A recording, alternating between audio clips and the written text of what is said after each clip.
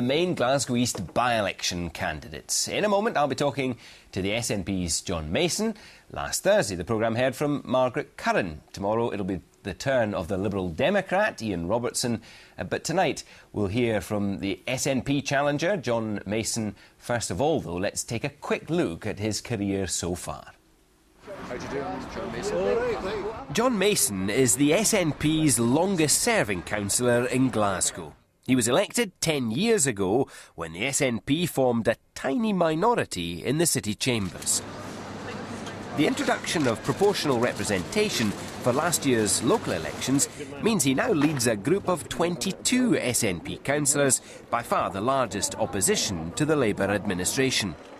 Originally from Rutherglen, he trained as an accountant and has lived in the East End for 18 years. He's also lived in London and Nepal, in the latter case representing church organisations. He supports Clyde Football Club and, naturally, Scotland. So one of our aims is to say that I am on side with the people of Glasgow. He says he's enthusiastic about all things Scottish, especially hills, history and beer. Success in the by-election would win Councillor Mason a place in the nationalist pantheon alongside the likes of Winnie Ewing. Defeat by anything other than a crushing margin could still earn him kudos from the SNP leadership. SNP candidate John Mason is with me now. Are you still predicting a political earthquake in Glasgow East? I don't think I have predicted. Well, I think Alex Salmon did it, to be fair. Yes. Clearly, Glasgow East is an extremely strong Labour seat normally, and we have been in second place for some time. But there's a lot of changes this time, and we are making up ground fast. We've made up 15% so far, only 7 to go. An earthquake? So, if we take it, it will be an earthquake, because this is a remarkably strong Labour area. Do you think you can? Are you going to win? We certainly can. I don't know if we're going to win or not. That's up to the electorate, but we certainly can. OK, and if you did win, what kind of a measurement would that read on the Richter scale of British politics? I mean, is it, do you think, possible that it would topple Gordon Brown as Prime Minister? Well, I'm not really interested whether it's Gordon Brown as Prime Minister or anybody else. We're talking about the Labour Party. It doesn't matter whether it would be Gordon Brown or whether he would be toppled, and that might pave the way for David Cameron? Well, at the moment, all we're talking about is a Labour government, because there's no suggestion that it will be anything other than a Labour government, whether or not we win this by-election. But we've had Blair, we've had Brown, very little change, a lot of people disappointed, so who knows what will happen. But, I mean, if there was some sort of domino effect that you won the by-election and that toppled Gordon Brown and that forced a general election, would you rather a Labour or a Conservative Prime Minister, especially given Alex Salmond's going around the country saying that the SNP might hold the balance of power? Well, in the first place, the domino effect I want to see is that the East End of Glasgow gets a better deal. Money is flowing south. OK, but would it get a better deal from a UK government which was run principally by the Tories or the Labour Party? I can see very little difference between them. No difference at all? Very little. They're both in Iraq. They both support nuclear weapons. Of course, they're both in favour of continuing the union as well. Absolutely. And that is your principal motivation in politics, ending the union? I joined the SNP, as I think everybody joins the SNP, in order to give Scotland independence. However, that is very much linked, in my thinking, with getting a better deal for people who are not doing so well at the moment. Because, as I said already, Scotland's resources are flowing south.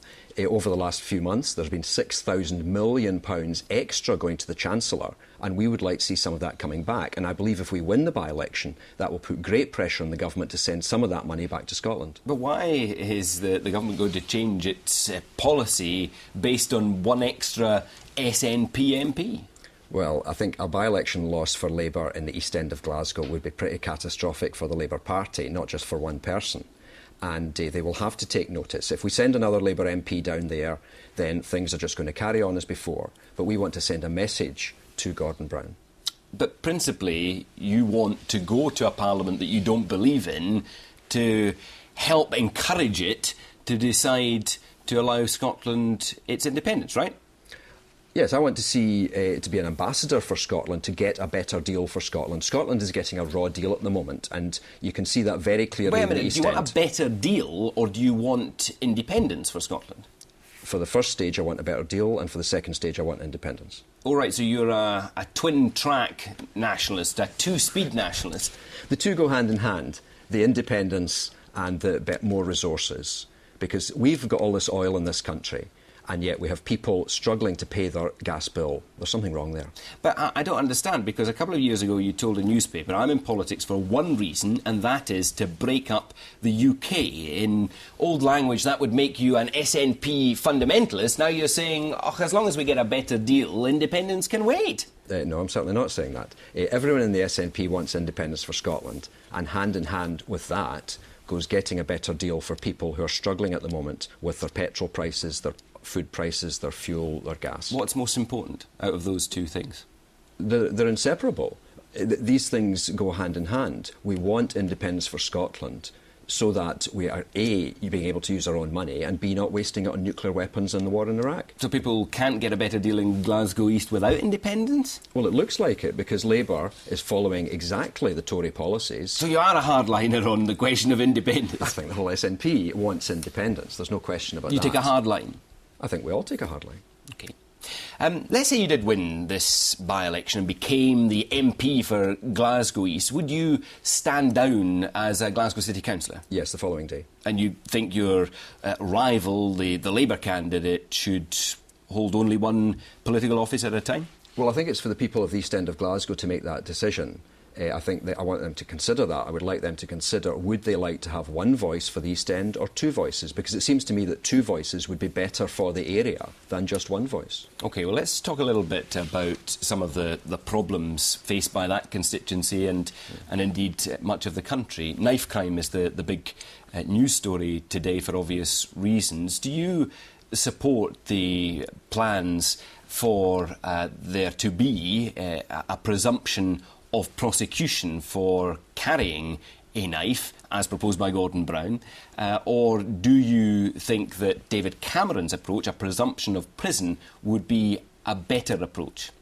Well, this will be a Scottish Government decision, sure, and they are currently reviewing that, as I think we're just hearing. So I have a personal view, but if I'm in Westminster, then it'll just be a personal view. But I would like us to be tougher, basically, on knife crime. OK, I think but if a knife is used... if these are the policy proposals that are being suggested, I appreciate that the UK Government wouldn't be legislating for Scotland on this issue, but which of these options would you favour being pursued in Scotland? No, well, I mean, I'm not tied to following one of two options. OK, well, what option would you like? Well, I mean, absolutely. The first thing I'd like to say is more police on the beat, because that is what the public are asking me for as a local councillor. I believe I'm quite close to what the public are saying, and the SNP government has produced more police, is producing more police Labour on the beat. say the numbers in the East End have actually gone down in the SNP's first year in power. Labour were planning the numbers to go down. We are now promising 1,000, and so they have within gone the down. Next 3 years. They have gone down? They were in the process of going down as Labour left.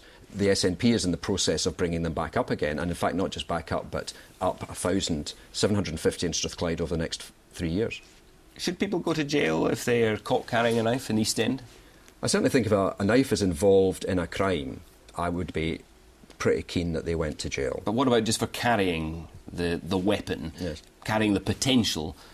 I don't think it's good for politicians to dictate to the courts exactly how they should be sentencing, but I think I would like to see a tougher approach anyway. What do you think about those responsible for knife crime visiting accident and emergency units? Well, I think there's a range of things we need to do. Punishment is clearly one of them, but I think education and other opportunities, diversionary activities are part of that as well.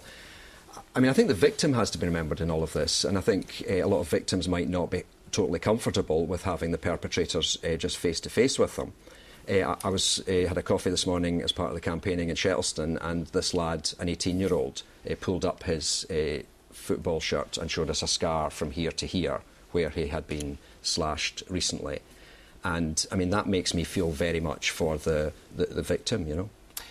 I was just thinking, in recent days you haven't had the greatest press in this by-election. One commentator saying that by choosing you, the SNP has shown it doesn't think it has a shortbread in a teacup's chance of winning, comparing you to a draft excluder or even a novelty loo roll cover in a previous life. Think that's fair? I've been a councillor for 10 years now, and for most of that time I've been the only non-Labour councillor in the East End of Glasgow. I've been elected 4 times. I had the highest number of votes of any councillor in Glasgow last May. So I think the party feels that I'm quite a strong candidate. OK. Councillor John Mason, the SNP candidate in Glasgow East, thanks very much indeed. And there are 9 candidates running in the Glasgow East by-election. Tomorrow on Newsnight Scotland, we'll be hearing from the Liberal Democrat Ian Robertson, and on Thursday night, I'll be back with a full Hustings programme. Now, let's take a look at tomorrow's front pages. We'll start off with the